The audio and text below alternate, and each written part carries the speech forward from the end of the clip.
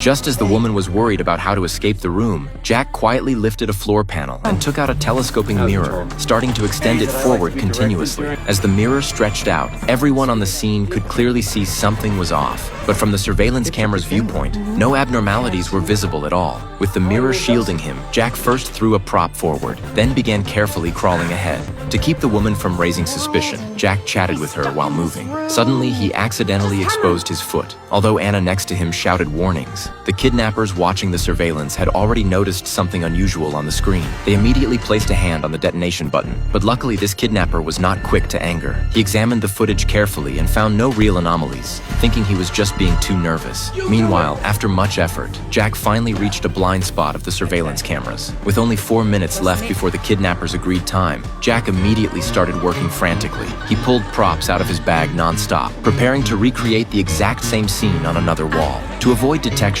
the paintings were all mirror image. Jack efficiently hung everything on the wall, then took out a plastic mannequin from his bag.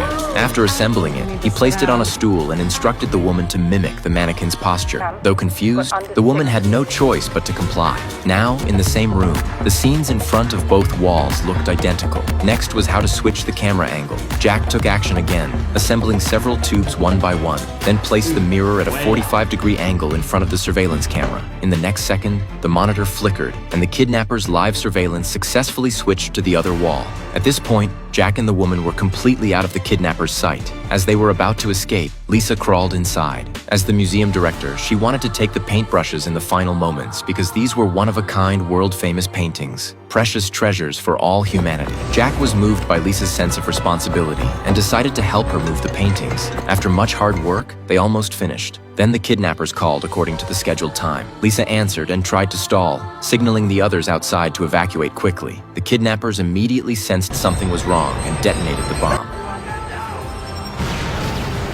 Fortunately, the people in the director's office managed to escape safely.